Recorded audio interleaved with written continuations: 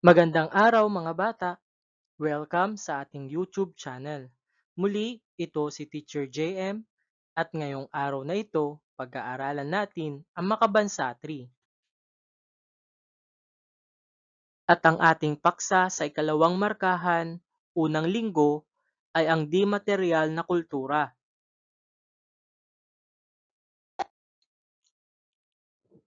Atin munang alamin kung ano ang di-material na kultura. Ang di-material na kultura ay hindi nahahawakan ngunit nakikita sa pamamagitan ng pagsasagawa nito. Ito ay nananatili pa rin hanggang sa ngayon bilang pagpapahalaga sa kulturang Pilipino. Ating isa-isahin ang di-material na kultura. Ang una ay edukasyon. Ang edukasyon ay proseso ng pagkatuto kung saan natututo ang isang tao ng kaalaman, kasanayan, asal, at pagpapahalaga upang maging handa sa buhay at makibahagi sa lipunan. Isa itong mahalagang pundasyon sa paghubog ng isipan, pagkatao at kinabukasan ng bawat individual. Ang edukasyon noon ay hindi formal, ang mga lalaki ay tinuturuan ng kanyang ama upang manghuli ng kanilang makakain, gumagawa ng kanilang bahay at kagamitan sa loob ng kanilang bahay. Habang ang kababaihan naman ay sa loob lamang ng kanilang bahay, tinuturuan silang manahi, magluto at mag-alaga ng kanilang anak. Mahalaga ang edukasyon sapagkat ito ang magiging sandata mo sa kahirapan. Ito ang iyong magiging susi patungo sa pag-asenso ng iyong buhay. At ang pangalawa ay ang pamahalaan. Ang pamahalaan ay isang organisasyon na may kapangyarihan gumawa at magpatupad ng batas para sa kanyang nasasakupan. Sila ang nagbibigay ng mga pangangailangan at nagpapasya para sa kanilang mga mamamayan. Ang pamahalaan noon ay tinatawag na balangay, ang tawag sa kanilang pamayanan na binubuo ng 30 to 100 na pamilya. Dato naman ang tawag sa kanilang pinuno. At ang ikatlo ay wika.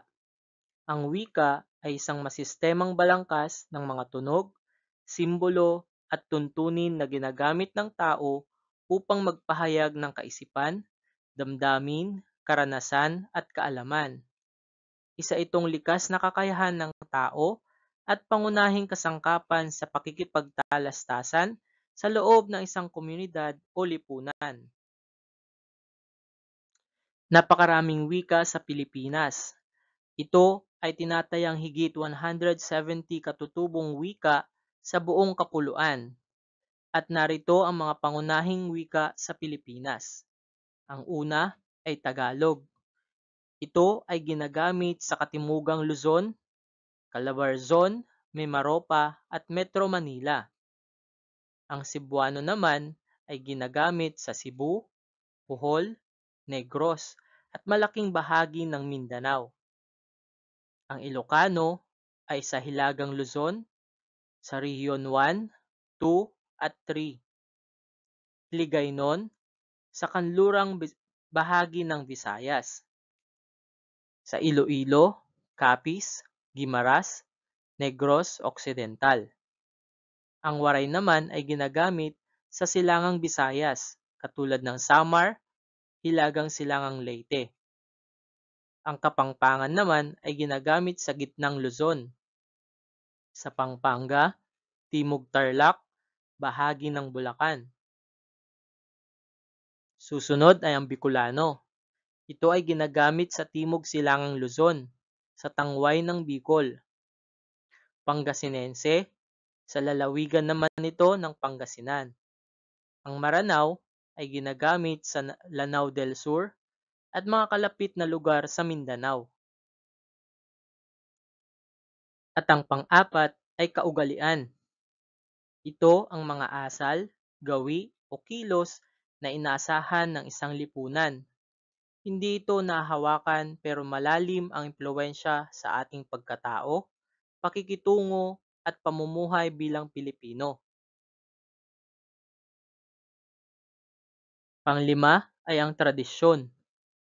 Ito ang mga kaugaliang paniniwala, ritual, at gawin ng paulit-ulit sinasagawa sa loob ng isang lipunan o pamilya. Kadalasang ipinapasa mula sa isang henerasyon patungo sa susunod na henerasyon.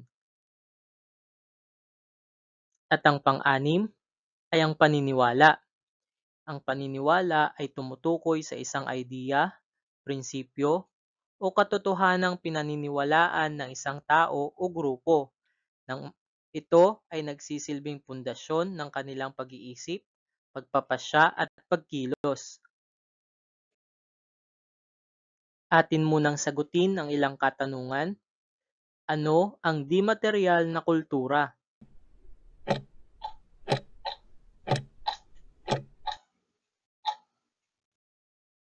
Tama!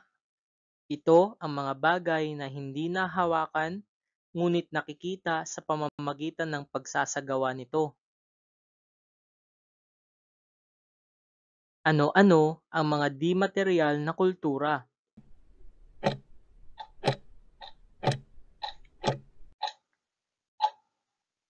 Mahusay!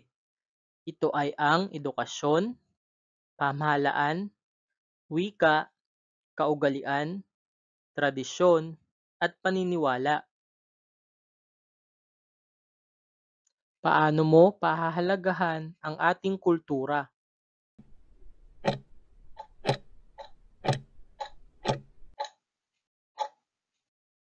Tama! Bilang isang mag-aaral, pinapahalagan ko ang ating kultura sa pamamagitan ng pag-aaral ng kasaysayan, wika at tradisyon ng Pilipinas. Sagutin muna natin ang pagtataya na may panutong isulat ang tama kung ang pangungusap ay nagsasaad ng wastong pagtukoy sa di-materyal na kultura at mali naman kung hindi. Number 1. Ang di-materyal na kultura ay tumutukoy sa mga pisikal na bagay na nilikha at ginamit ng isang lipunan.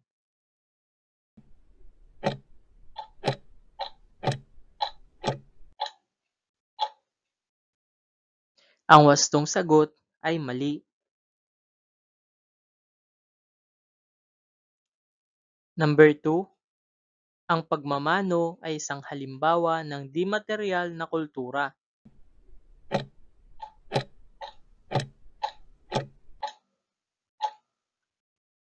Ang wastong sagot ay tama.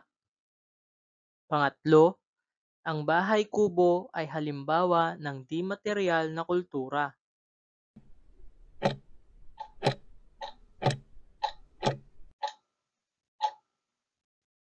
Magaling! Ang wastong sagot ay mali.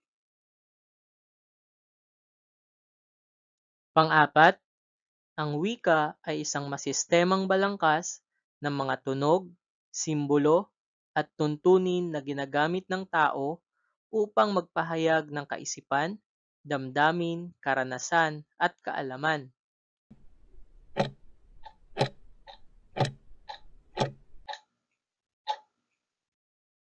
Mahusay! Ang wastong sagot ay tama. Panglima, ang simbang gabi ay isang ritual o tradisyon ng mga Pilipino na bahagi ng di-materyal na kultura.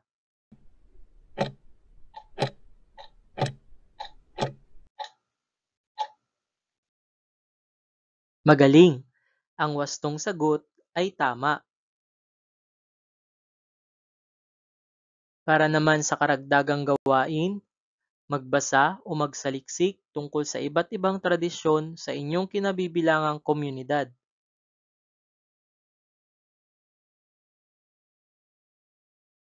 At dito nagtatapos ang ating aralin sa Makabansa 3, ikalawang markahan, unang linggo ng Revised K-12 Curriculum na may paksang di-materyal na kultura.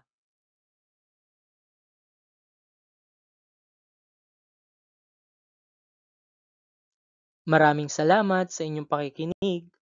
Muli, ito si Teacher JM at huwag kalimutang mag-subscribe sa ating YouTube channel. Please like, comment, and share, and click the notification bell for more videos.